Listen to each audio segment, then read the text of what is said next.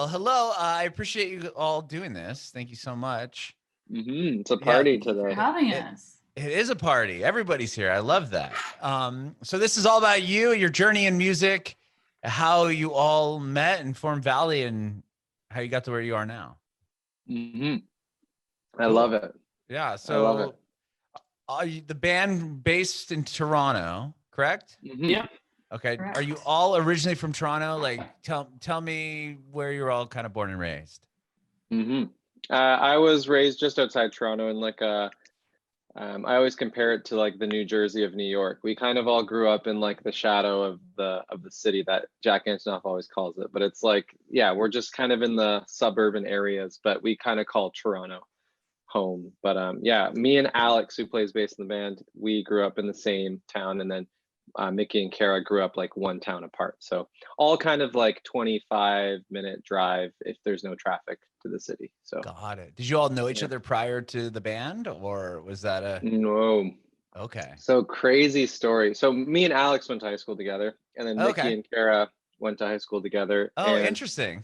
we were doing like separate things. So me and Alex were like in like a kind of we were in between bands. We were doing like a bunch of stuff on the side, just like covers and stuff. And then Mickey and Karah were also doing like covers, like kind of shit you do in high school. hmm Throw up shit up on YouTube and like make it a thing. And basically from there, me and Alex, my sister basically had a friend who like worked at a recording studio. So my sister was like, "You guys should go and record there." So I was like, "Hey, Alex, let's go like freaking record a song."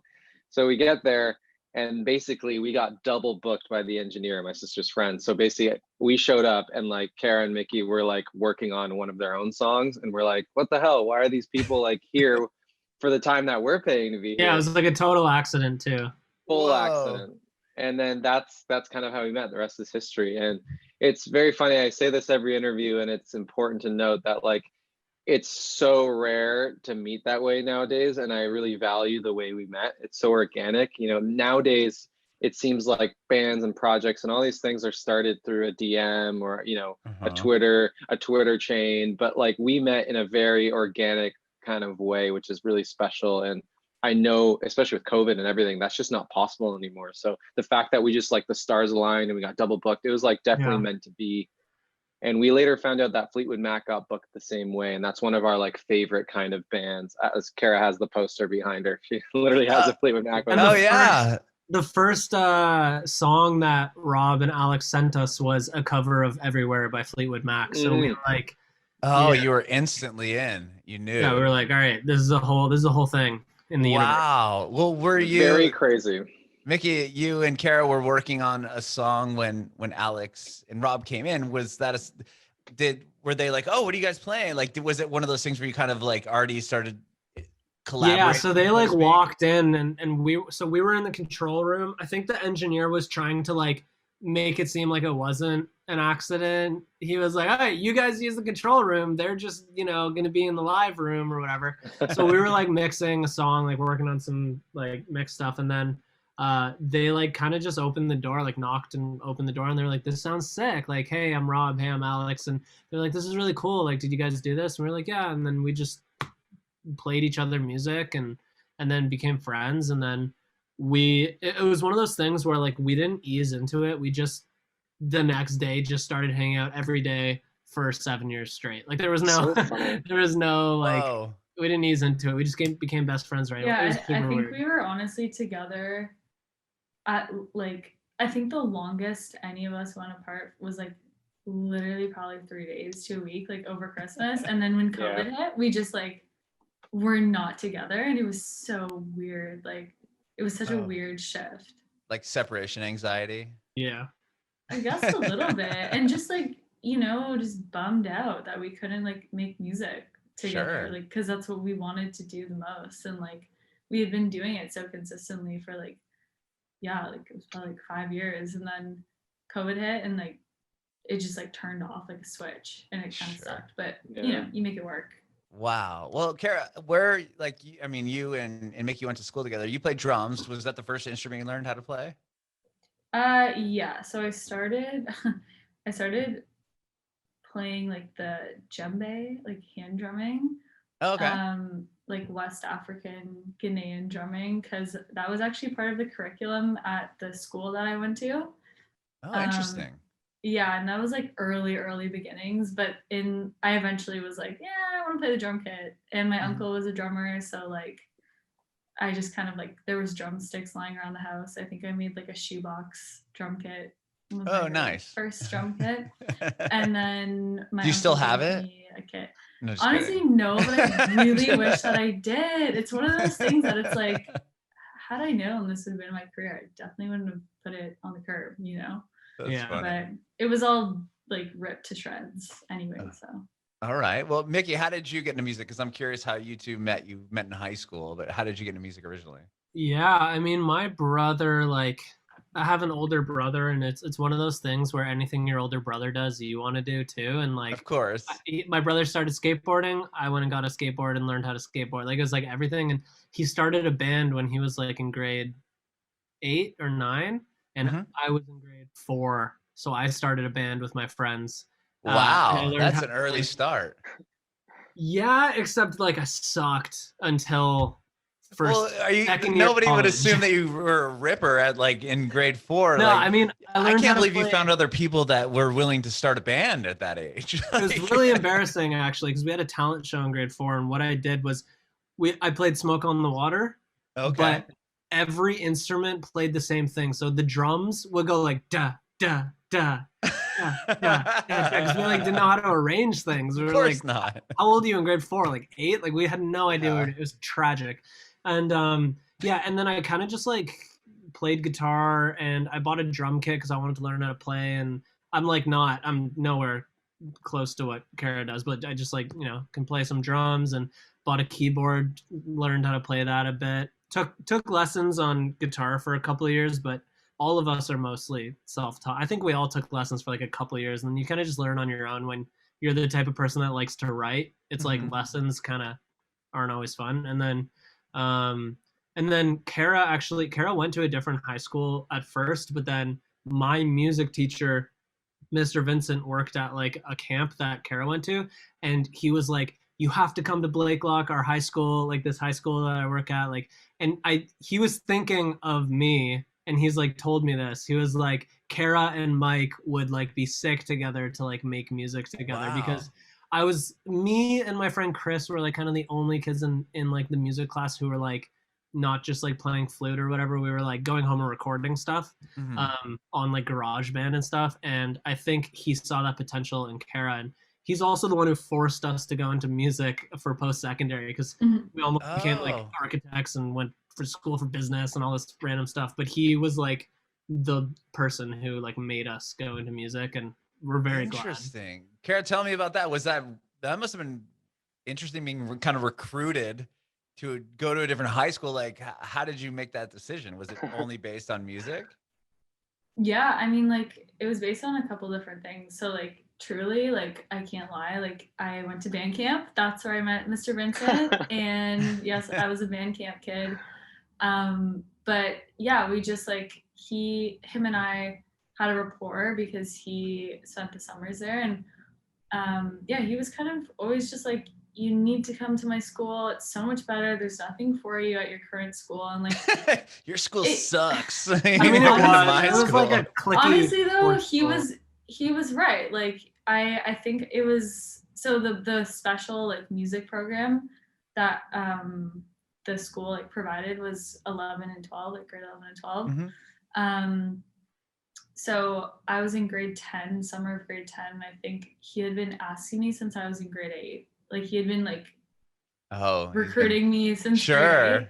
And I was kind of like, oh man, like I don't know. And my mom and I talked about it, and I think it was like late August. I was like, honestly, like something was telling me to go, and I was like, I need to switch schools. Like there truly was nothing for me at my current school. It was a sports and science school. And although I love, athletics, I'm not like any sort of, like I just knew that wasn't my path. So, but yeah, I'm super glad I met Mike. I later learned though that one of the other teacher, there's 2 music teachers, and one of them, she told me, she was like, I actually pulled Mickey aside and was like, hey, there's this new girl like coming to school, like she plays drums and I think you'd like her and like you should be friends with her. So now I learned later that Mike was my pity friend.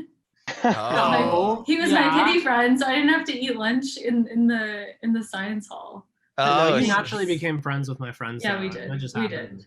did. it wasn't like, yeah, can you take this girl around and show her like where her locker is? Yeah, and like all the that new stuff? kid. Ew. Well, I wanted to, before we get into Alex and Rob's journey to this studio that you all met at, once you started going to the same school, did you like, was it like instantly, okay, let's start jamming together, and then you kind of put a project together? Grade 11 was like more jamming, like guitar class, kind of like hanging out and making music stuff. And then in grade 12 we were like, why don't we just like actually do this and like put music out and like have a band, which wasn't really much of a band. It was just the two of us making music and putting it on YouTube and stuff. Mm-hmm. None of it's on YouTube anymore, so don't go trying looking for it. You It's, scrubbed it. tragic. Don't Mickey was even. like- Oh, there might be something. No, it's tragic. Oh Don't even no, try. Mickey and I scavenged the internet one day. Do you remember that? We like Yeah. went and like and I got Alex. Remember I got you to report all those videos? I was like, these need to Oh, come yeah, out. that's right. Like Oh my You god. reported them. True. So Yeah. no, but good. like not in like a mean way. Red But that's the flag. only you have to like you have to flag Offensive. it to YouTube. There's a certain amount of absolutely history. offensive content. Like take this down right now. Like it Oh was my. offensive. 'Cause it was Offensive to us, not offensive to like. No, I Yeah, know. it I'm was- just it was kidding. so- Like it was that's so how bad, you it was report it. offensive. Yeah, Oh Yeah. my. Okay. I and was then- offended of how bad it was. Okay. Well, once you started putting out good enough stuff, right? You go to the studio. Was it a couple bands prior to that that studio? Coincidence. No, it was like same thing. It was like the two of us. So that was in first year of college. So Oh, okay. we kind of had our band in like grade 12, and then in first year college we went to the studio like first semester, and that's when Alex and Rob came too, because they took a year off, and their band from high school, who was actually really sick, and you should look them up. They're called what was They it? were great. I think it's Happy called, Belated. But I think Happy Belated on Spotify. it's called Happy Belated on Spotify. Yeah, right now, I but think. yeah. Well, I'm looking. Anyway. I'm putting into my search browser now, It's so I can so see what good. happens. It's incredible. It's one of my You favorite you records won't, ever. you You won't guys find can it. It's say- very niche, but it's on No, Spotify. it's so good. Like, you guys can't Google say it, that I you had don't a think. cool high school band. Like you guys. I had a already high found. school band. I already found it on Google. So. Oh really? Oh god. Is there a record on there called "The Plural of the Moose is Moose"? That's Yeah, a song. very That's random. Great one. Ah, Very. it wasn't very Weird. small, dude. He got 2 million plays on that. Okay, on that record. all right, take this in. Very quick story time. That song that wasn't up from high Crazy. school. What happened was for Rob's birthday, we took Oh, yeah. all the old stems from high school, and we mixed them and put them on Spotify for his birthday, and they just started getting streams, and it got like Yeah. millions, and we don't know Dude. how. You still have 28,000 monthly listeners. It's hilarious. That's so fun. Which When I blows my say that, mind that's because that just sits there. Like we haven't touched that. That was uploaded for fun. Yeah, but you But know that's a good segue. That's gonna be a little like. It's a little treat. Yeah, a like little for, Easter for egg. people that listen to Yeah. Valley, maybe they'll find Happy Yeah. Belated. Yeah, you guys should tour together. Maybe yeah. That's- Can you? That we actually did National joke Parks about open. that. Rob just like Oh, puts on a God. wig. Like, Yeah. were you Funny. the opener? No, that's That'd be so good. That's funny. Okay, well, Alex, how did you get into music?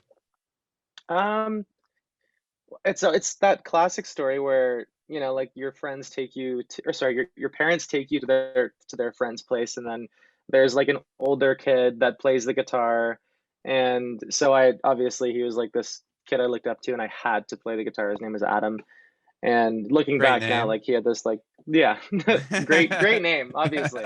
And so yeah, no, like I felt like, oh my god, I have to be better than him, and so I started playing, and so guitar was my first instrument, and then went to lessons, but kind of figured out how to play on my own, like listening to music and just teaching myself how to play certain songs, and as one does. But then I went to obviously high school with Rob, and kind of had been through a couple of different bands. The classic like crappy like elementary school band, and then it like gradually got a little bit better. Still wasn't that great. But then Rob and I ended up kind of working on the national parks thing, and that definitely brought me like massive fulfillment. I feel like that was the moment I was like, yeah, I think I could do this for the rest of my life. Yeah. So Really? sure. Was there like Yeah, a I moment think so. during that time that really stuck out to you?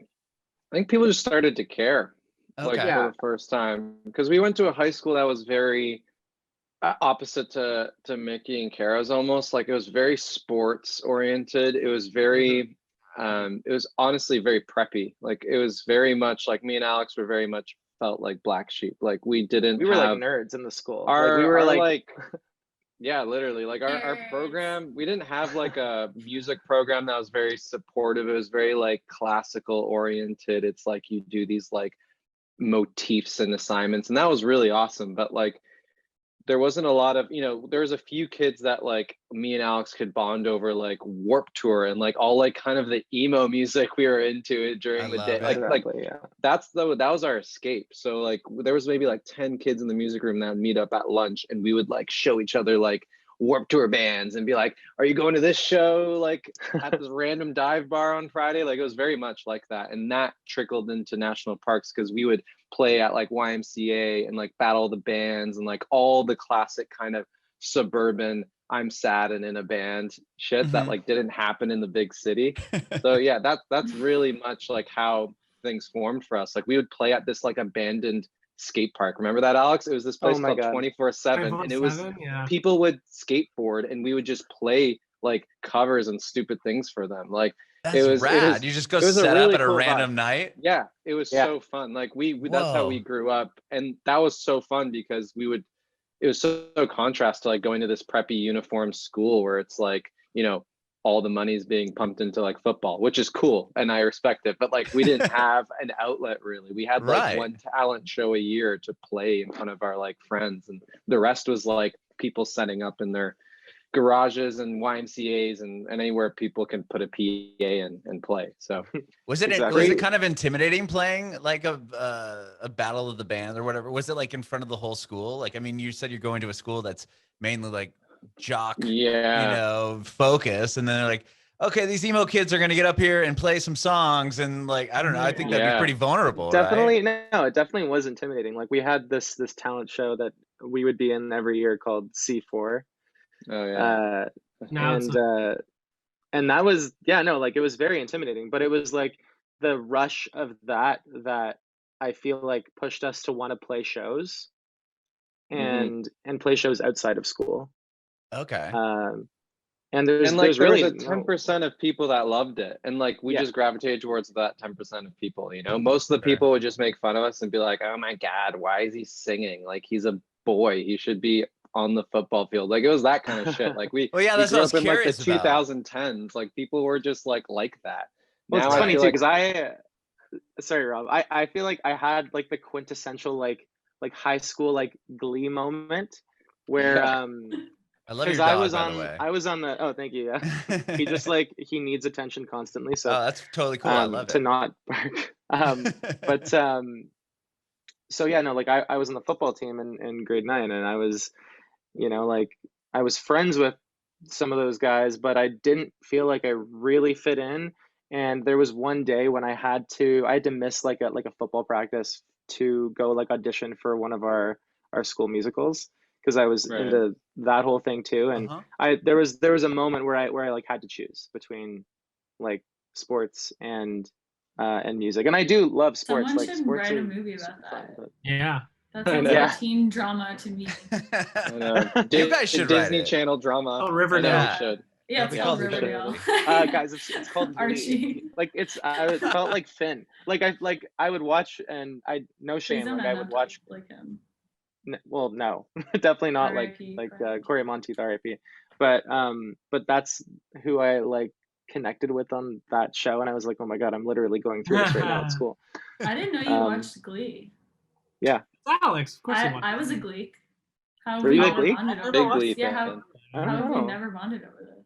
I have Oh, no idea. well. We should probably talk about this offline, I feel No, this is attacked. great. I love it.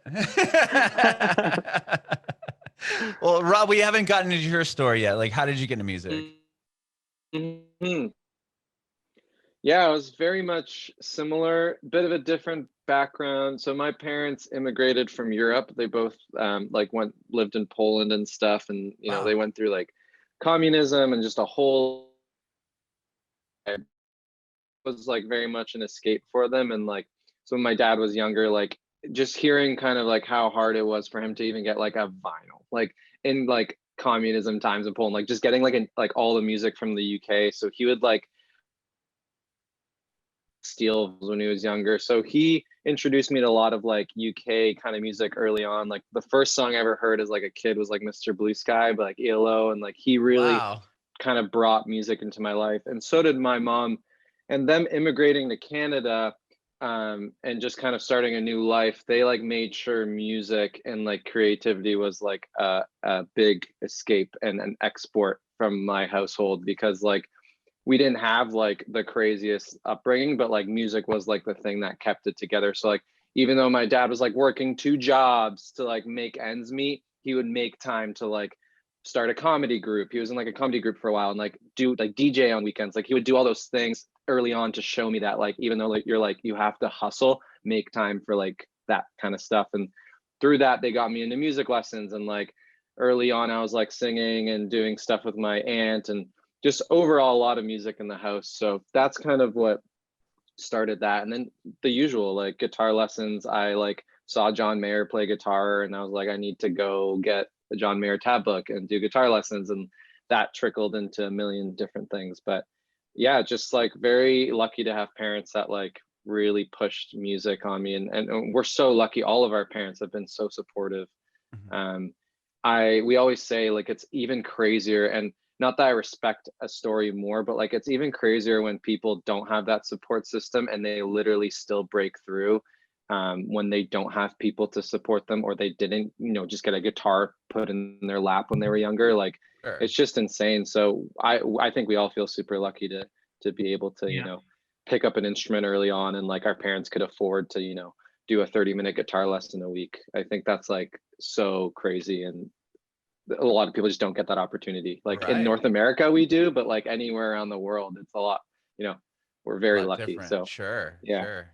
Wow. Okay. So you guys were in a band together, you and Alex, and that was National Parks, and then you Hmm. accidentally roll into the studio. You had to book the same time slot, and then when does Valley start? Pretty much, you said instantaneously. You guys were Like a just hanging year out. later, we Oh, became okay. like an official. I mean, we released our first EP, which isn't online anymore, a year after we met, kind of like the Mhm. following. So we met the day before my birthday on December 13th, and then we put out our first like EP the following September. We ended up taking that down, and then the first EP that's like up online is "This Room Is White," and that has a Mhm. song called "Swim," and that was the first song to like ever like chart on Spotify and get on New Music Friday and like global viral 50 or like all that kind of stuff. And like I think that's when the band really started. That's when we got our first agent, our first Our whole manager, team, yeah. like kind of a team starting to build. Uh-huh. And then we But signed. sorry, go ahead. No, sorry. We signed to Universal a couple of years after that, and then released our like debut album called Maybe, and Uh-huh. then Sucks to See You Doing Better, and now we're here. And Wow. backtracking slightly, like that first EP that was taken down is like this old body of work. It was like 5, I think, songs. That we were like a tiny band at that point, like no one knew us, and we did one show in Toronto at this place called the Lula Lounge, and we packed it, like sold it out. Like they had to like, we were like at a fire hazard level, and like that night as well, I think we were like, holy shit, like Yeah, we're like, what the fuck? people actually care. So everything switched. I remember that next week we were like, guys, we got to go 110 an hour now, like But just do it. do you obviously, I mean, you had songs, recorded a EP, put it out, and I mean there was obviously a band and stuff happening between This Room Is White, like that build up, like to get to that sold out show. I mean, were you guys playing a ton like locally, or was it No. kind of just word of mouth? Like how did you pack this Honestly, it was room? just Friends and the EP. Like the EP Mhm. probably totaled like 4,000 streams or something. Like it was nothing. But like, Yeah. but I don't know. Our friends were like stoked. So I guess it was like friends inviting friends, and we I don't think we had a promoter. I think we just did it ourselves. Like we kind of just like put all of our eggs in one basket on that show. And I think we had played like a couple bar shows before that, but like not really. Like the horse show a Mhm. couple times, and that was in Some Lee's. random bars. Yeah. Okay. Yeah. But you said things started going once you put out This Room Is White, and the song Swim was the one that Mhm. really blew up for you. Do you know how that like happened? Was it just kind of something out of left field and you just started seeing the song go crazy? Like, I think it I was think just our at best first it song. was well, at first it was algorithmic. It had to have been in a way, like at the very beginning, and yeah. then I mean just putting. I think it's a combination of right place, right time, and it being a good song. Mm-hmm. And just having it touch a couple more people's ears because of that algorithm, and then it just, I guess there was like a snowball effect, and we just kept going from there. Wow. And then with that, like you said, you got management and everything else. I mean, was that people are calling you like, hey, this song is doing things. Like, what was that moment like? That was crazy. Our first manager found us on Twitter, and that kind of snowballed into a bunch of stuff, and Universal eventually taking interest. And Mm-hmm. at the time, we were still making music just in Mike's basement, which we still do. Like everything we've made up until this day either starts or ends in the room that Mike is sitting in, like just in his basement. So Wow. it's pretty crazy. Like all that happening at the same time, like there's a lot of things that didn't change amongst the chaos. So I think that's what like made it really easy to manage and figure out, because we still knew like how we wanted to do things and who we wanted to get involved. And yeah, but that was crazy, like management and stuff reaching out, and labels and agents and all that stuff started happening. And then it took a moment to really like carve out the perfect team and making sure every person has its purpose, and Mm-hmm. we connect with everyone we're working with. And now we're at a point where our team is, awesome. We have some of the best people working with us. And yeah, 7 years later almost, or whatever. Wow. Yeah. Well, once you get the management in the beginning, like when Swim is doing really well and that record's doing well, are they putting you on tour? Like, what do you do? Like, okay, you played this one huge show, and now is it like, okay, we need to get you in front of more people. We're going to have you open up for X, Y, or Mhm. Z that's coming through town. No, it's actually crazy. The touring was touring for us was this like black hole of like impossibleness for the first like few years of us being a band. So our first manager came on right before we released This Room Is White. Like Mhm. he officially signed. So that was before Swim and stuff. But for some reason we couldn't get a tour for like years. Like no, I Very don't know. long I time. literally have no idea why. And then all of a sudden, was it last year or the year before? Year before, we got on tour with Lennon and Stella because It's right we when Baby came out, or right before our debut album. Yeah, so it took yeah. that Okay. long. It Oh, took till so our debut album. oh wow. So when This Room Is White came out, you didn't even have a chance to all the way up until the debut record. No, Interesting. no. And then Yeah. after we released the first half, because it came out in sides, after we released the first half of our debut record, we like DM'd Lennon and we were like, hey, we see you're going on tour. Like, if you need an opener, listen to this stuff. Maybe you'll like it and you can take us out. And she liked it and she took us out, and like everything, just our numbers and our amount of fans and the industry and everything just like doubled. And then after That was the a big Lennon, year. It was also a really like special moment for us. Yeah. More like, I mean, like obviously because we really enjoyed Lennon's music and she's a great person, but more so because it was sort of like there was some internal doubt, I think, that we just like always had, where it was like, if you want to have a career in the music industry, it's about luck and you don't have control over that. It's not up to you. Like, Mhm. obviously, like we had gotten some rewards like along the way, and like, we had like had some milestones, but like I think when we messaged her and it was just like, we took action and got a positive result, and that was up to us. I think that's when we realized like, wow, like this is up to us. Like we do have the control. The only thing that would really be stopping us, as cliche as it sounds, is ourselves though. Mhm. And like the doubts that we had. So I think like once that happened, at least, I mean, I personally realized that like it's a choice, you know, like obviously like, you know, you can't message everyone, not everyone's gonna like your stuff, but just more of the principle of it was like super interesting to all of us. And like Yeah. I think that's how we've been approaching like a large portion of our career since, you know, just like do it and see what happens. Like, Mhm. you know, don't wait for those things to come. So Well, And the with that, best sorry, things go have ahead. happened are organic. Like if you look back, like even from the way we met, a lot of the biggest moments in our career happen organically. They don't happen through a push from one side of the team or, you know, something more label oriented. Like really like the past two tours, Lennon and Camino, all happened just because we were fans of each other's music and we really connected on that thing, which is the most important thing, is just Mhm. connecting over each other's art. Like which is really special. And that's, I think, what we always try to lead with is just like let things happen. Don't try to force it.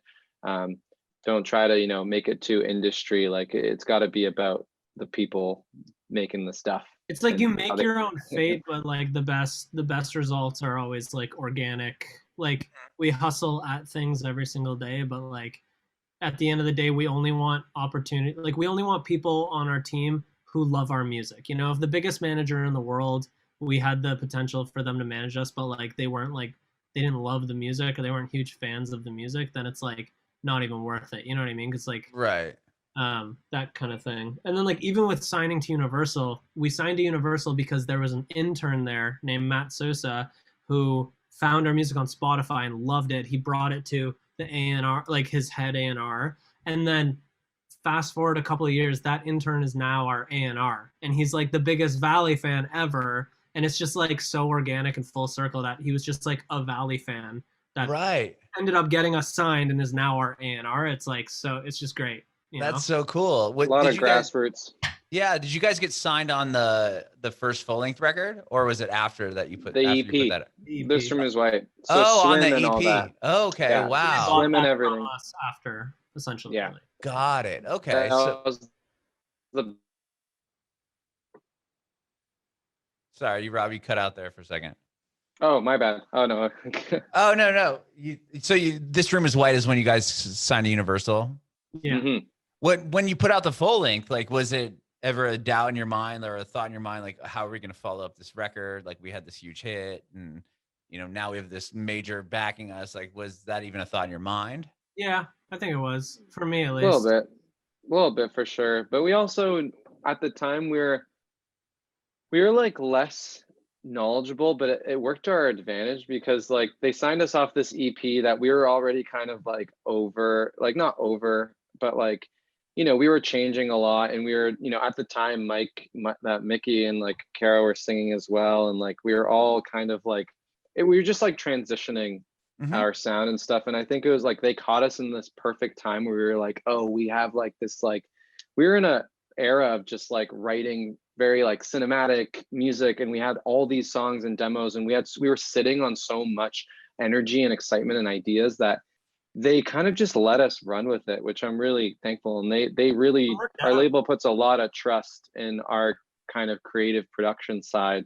We all went to some post-secondary school for audio engineering and production, and we just have a very good understanding of like how things should sound, and from like thinking of it to literally putting it into the computer. So they put a lot of trust into us, and that whole debut album, they're like, guys, just like go make what you want to make. And we came back with like a 16 song album that's like with transition tracks, and it's maybe is this whole freaking like movie, like moving Right. picture almost with sound. Like it is a very kind of like, I see it as a movie top to bottom.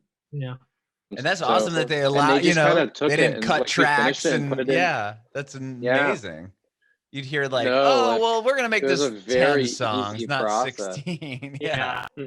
No, they let us really just like make our first statement as a band. I'm really thankful that Maybe is our first like debut album. It's just like it's a perfect capture of time for us. It's songs all about those like us talking about high school and all that. Like all the songs on Maybe date back to like even grade 9. Like, you know, it's just like, it's all that shit that we went through in one album, and like We that's got that all time capsule, and it allowed us to just close the book and keep going, and that's how Sucks to See You Doing Better happened, and all the rest of the stuff. So yeah, I was really thankful. They really just like let us run with it, and it was a very easy process. And now we're kind of in a really good workflow with our team and label too. They really do listen and provide a lot of like good insight too. But we feel like we have a really good understanding of just kind of our creative and how we work, and it works really well. That's amazing. And then I love the title, Sucks to See You Doing Better. I think that's such an amazing creative title. But not only that, like you put that record out last year during a pandemic, and you get nominated for Breakthrough Group of the Year for a JUNO Award, which is massive. Tell me about like, so was that record like ready to come out in 2020? Like where were you guys like right when the pandemic kind of hit? We were spiraling. We were kind of confused. Okay. We made that record during the pandemic. Oh, you did? Yeah. Okay. Well, we wrote it before, but we produced it during. Right. Yeah. Okay. We Tell me about we wrote this. it in the fall before the pandemic. So we had just gotten off tour with the band Camino in October, and so we ended up going to LA for all of November, and we did a ton of writing there with some really, really incredible people that we still work with to this day. And so yeah, we came home with those songs. I think we kind of like had Christmas, did a few shows in the new year, and then like the pandemic hit as we're like getting ready to produce this new record of all these new songs that we had just written in LA. And so it was, I think we were gonna put out Sucks to See You Doing Better as our first single, and then we kind of paused on that. There was just so much happening in the world. Yeah, we thought it was a little insensitive. We just wanted to let everybody breathe for a second before we put out some large statement that could potentially be taken in a different context than it was supposed to be taken. And so we ended up going with Nevermind as our first single off of the EP, which I think is still I don't regret doing that at all. I think it's it was great. A great song and a great way to lead, probably almost a better way to lead into that new era, because it does still have elements. It had the emotions of the pandemic, but it wasn't like so on the nose, like we're in a pandemic kind of song.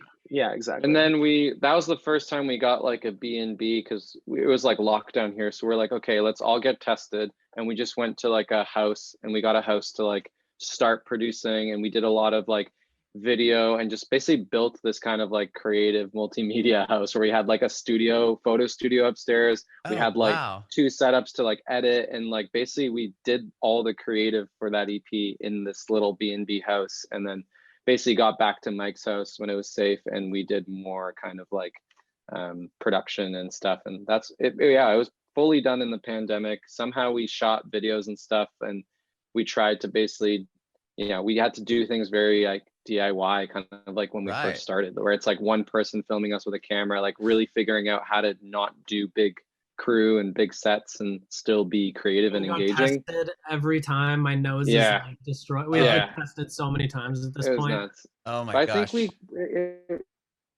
it worked out. Like we really created an era, I think, with Sucks, and it has its own little kind of vibe. And yeah, it was a very weird time for sure. Now we're almost like used to working in the pandemic. Like we figured out a workflow, but earlier we were like, I don't know how we're gonna do this. Like we literally had to pack our bags and leave and like get a house and like figure it out. So yeah, crazy. And then, well, obviously it paid off. You get nominated for a JUNO Award. Like, tell me about that moment. That must have been quite the validating day, especially, I mean, you guys had worked so hard, and now it's like that's the biggest thing, you know, next to the Grammys. Yeah, it's Canada's Grammys. Yeah, right.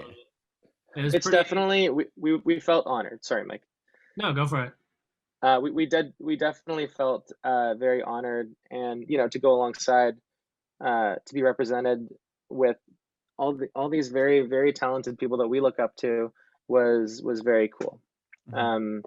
And our next step is definitely, hopefully, a Grammy nom at some point in our lives. We aspire to that. I mean, it's not It's like something that we sports, need, you know? but I always say that. You Yeah. Yeah, say there's what? never like an end goal with music, you know? Yeah. Like Sure. music in sports, it's like sports players work all year and train all year for that Stanley Cup or for that trophy, you know? But Right, in right. music, it's like you don't really work all year to get that Grammy. It's like it seems stupid to me. Like you Well, don't, you're not thinking about it. It's just kind of like an added, like, oh shit, okay, that's great. Like it's a bonus, but it's a right. bonus. It's like you'll get it, and then you'll probably just be like, well, okay, now let's get the next one. Right? yeah, exactly. Yeah. Exactly. No, we'll never It- be satisfied. We'll just like Yeah. if we get that ever at any point in our lives, we'll be like, wow, that was cool. Definitely feels What's- good to be like recognized though I'm By sure. by the Junos and Mhm. stuff. Like, you know, the day that we were supposed to go, I think either the day of or the day before. It was the day that's when, like, before we were supposed to everything go. shut down. So like, Pandemic came to a head that day. We had our Yeah. flights Mhm. booked. March 12th And or something. it got March canceled. 11th, March 12th. Yeah, Oh because the my Junos were on like God. March 16th or something. So you didn't Yeah. even get the. That's what a bummer that is. No, but we all wore our Juno outfits that weekend anyway, just around the house for fun. we, Did they At do least it I like? did. we Did still they do tried it to like celebrate. virtually or anything like that, or Like they just kind 8 of put minutes it? later. Oh, Yeah, it was really? like a Zoom They did live it stream kind of in- vibe. Just not as December or exciting, something? unfortunately. Not the same. Yeah, It was fun though. But I bet was it cool telling your family and Super parents grateful. who have been so so supportive. Yeah. Like, see, like it's it paid off. Yeah, it's interesting because like this is not a dig at anyone truly, but it's just like the Junos is something my family understands, or like that, you know, a generation older than us or people who aren't necessarily you know, involved in the music industry anyway, like that's Mhm. something that the general public understands. Right. But Mhm. but for us it's like, yeah, we got a Juno and it's so sick and all this stuff, and like that's great for us, but like when we tell everyone, yeah, like we got on this playlist, it's crazy, they'll be like, okay. Like, no, this is like big, like trust me, like, you know what I Right. mean, like more so than like an award, because it's like this actually, like, I don't know, Yeah. this is and it's just It's like, funny Mom, how- Light in the House hit 22 million streams, and they're like, cool. And we're like, no, like, so much bigger than getting a Juno, but getting a Right. Juno is also Yeah. representative of You're it. like, Well, do it's you know? because It's crazy to think how many people that is. It's like, do you know how many 22 million is? Like, that's got to be like 10 times wherever the town. Yeah, exactly. parents think that way. It's also association. Like they see Valley's name next to like Bryan Adams and all these big artists, and they're like, wow, like I guess you're in that world now. Yeah. Like Right. that's my son. Like I think they just see it a little more kind of classic, like you have to, which is But great. that's Like any I'm happy they industry could be too, happy. you know, like, Exactly. it's like my like cousin who plays soccer, it would be like the same thing, you know, or you'd Yeah. be like, Yeah, I did exactly. this and this, and I'd be like, okay, that's cool. Then he'd be like, we won the world. Okay, I don't even know what I was gonna say. We The won the World world. Series. We won the World world. Series. Guys, We don't hate scored. on me. What is the Stanley Cup of soccer? Is it the World Cup? World Cup. World Cup. Okay. Yeah. That was so Well, it's scary. kind I of don't wanna the make a World fool of Cup is myself. like all of the world soccer that happens. It's like the Olympics. Yeah. That's like me in hockey. I'm like, they scored a touchdown. Like, you know what I mean? Just like totally, the verbiage is just not there for me. Yeah. And I apologize to all of our fans It's who a- are sport people. It's okay. I don't think anyone will care. Alex is our sports guy. Knows everything. He's the Yeah. Blue Jays guy. And next up we have Alex for sports. Yeah. Oh, well, I want to talk to you guys about the new songs that you have out. The record came out last year and it's pretty early into 2021. And you've got a couple songs out already, right? I mean, like 99 just came out. Mhm. Tell me about that one.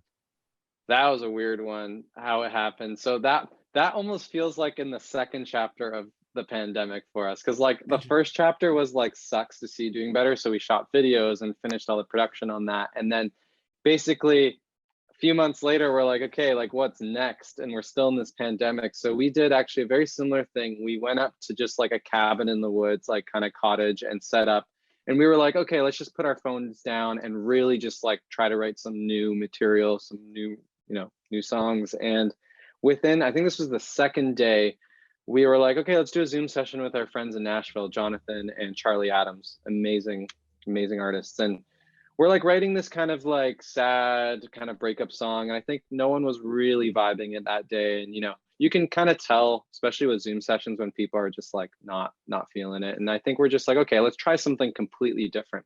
So Jonathan was like, okay, let's set like a 10-minute timer and see what happens, or a 30-minute timer. Like, don't overthink anything, just like 30 minutes. First things that come to mind, stick with it. Don't overthink. And we're like, okay, let's do it. And within like 5 minutes, we had that chorus where it's like, if you wanna come, it just kind of happened. And then after that, we're like, okay, guys, I think we have the chorus and everything else. We're gonna log off and write the verses and finish this and do a demo. So that same night, we're like hustling, finishing the verses, came out super easy. I think the whole song came in together in like 3 hours. And then our friend Chris was there to film like content and stuff, like just kind of, film BTS stuff and take cool photos of us. And he basically just like filmed this little video of us dancing around to the demo, like genuinely just being excited. So he's like, okay, let's just throw it on TikTok, because our team was like, you guys need to get on TikTok. So he's like, I'll just throw it up on TikTok, whatever. First night, it's like 5K. I think we hit the For You page. We're like, okay, this is pretty sick. Next morning, it's like 30,000. And then it just keeps going and going and going. And all of a sudden we're like, oh shit, okay, people must really love this song. And You hit a from million there, in a week. It was crazy. yeah, it was nuts. And from there we were like, okay, I think we have to drop this. The people have spoken. So we shot all the artwork in the B&B, like did everything in-house, finished producing and mixing the song. We had to write a whole bridge in like 24 hours, which we did. Like it was fucked. Like we did everything in literally 4 days. We wrote it crazy. one day. We wrote it the Saturday, produced it the Sunday, and then got it mixed on the Monday. Like it was like boom, boom, boom. Yeah. And put the song out that week. It was crazy. And now it's sitting at like over 5 million plays. Like it's over 6 million. Oh shit! I'll hit you right. It might change by the time I finish the sentence, but it's 6,293,846, and we can make it 847 if I just push play right now. That's right. Dude, that is crazy though. It's pretty insane. Not bad for 2 months. That was the wildest week ever, and we somehow nailed it. Like we got the artwork exactly how we wanted it. That was literally, the artwork was my bedroom where I was sleeping in at the time, and I was sleeping in kind of like a childhood like sleepover bedroom. It was like a bunk bed with like, we put shit all over it and made it look very just like it almost looked like Disney Channel TV show room. Normal beds, Malcolm in the Middle. I love Malcolm in the Middle. That room. Yeah. He always picks the bunk bedroom. I love it. I don't like growing up. I hate the idea of growing up. So I'm just always chasing something to feel young. But yeah, that's how it happened. It was very crazy. Oh my very gosh. wild. Well, so that was kind of a very wild, quick thing. Like, oh wow, this thing's blowing up on TikTok. Let's take advantage of it. You guys are writing like you said, this is the second half of the pandemic. Are you working towards? I mean, you just put out the Sucks to See You Doing Better. Not just, but it came out within the year. Mm-hmm. Are you working towards a new record? Like, what's the plan right now? Yeah, so we have the next single. That Airbnb where we were writing, we wrote 1999 on our first writing day. We were there to write like a whole new body of work, and we wrote like, how many songs are in the Dropbox? Like 30 or so. 30. And we're gonna be and I mean, not all 30 of them are good. Like probably half of them suck, but still 30 records. That's great. Yeah, and then we had to choose between like our 12 favorite-ish, and we're going to be releasing a single soon, but we can't give exact details. But there's a lot of new music coming, and all the songs are written, and it's been really hard to choose, but we're kind of just producing them out as our lockdowns will allow us. But a lot of them are like pretty far along the way. Like our demos this time around were kind of like they're sounding pretty good, and it's not going to take much to get them fully done and out. But we're going to try to put out music throughout the springtime into summer, and we're itching to tour, and we hopefully will be able to tour in the fall. It looks like it's I mean, I don't know how Canada is right now, but here in the States, it's going. I mean, they're doing I don't know festivals. when this is going up, but people pay attention to our Instagram in the next few days/weeks. There might be some very nice thing.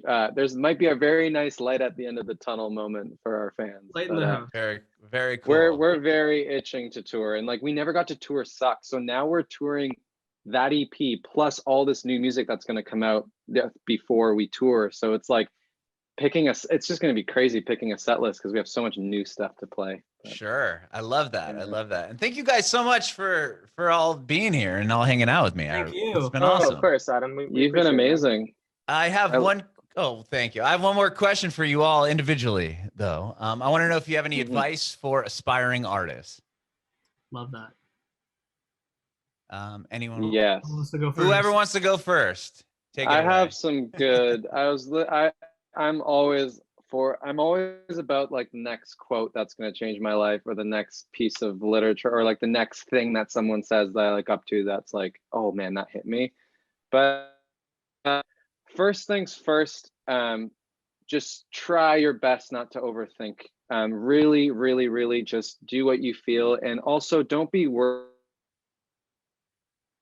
everyone liking your music. I think the goal is to make something that no one has heard before. It doesn't matter if they like it or not. It's just that make something that feels fresh or different to somebody, and they don't need to like it, but if they tell you like, hey, I don't really like this, but I've never heard anything like this, that's an amazing compliment in itself. And just strive to do that. And also another thing I heard today, which really hit me, is like, you never know what is going to lead to what.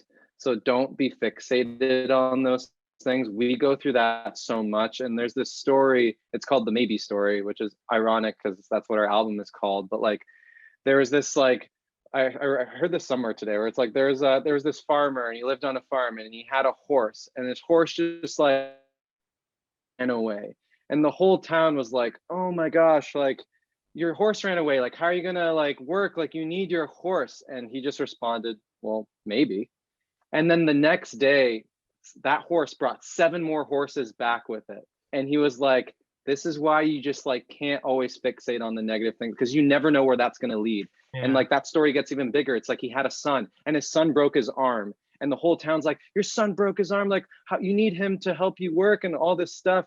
And then he's like, well, maybe. And then the next day, the military came through the town and were recruiting perfectly like body able people to join the military and stealing them away to the military. And he was like, well, thank God my son broke his arm. So just know that like any negative opportunity will turn into, you never know what one thing will turn into. So just really follow your heart and make music you want to make. And it's okay if it doesn't sound like something that's someone has never made or you've never heard. That's a good thing. Just stick to your era. But those are my 2 things.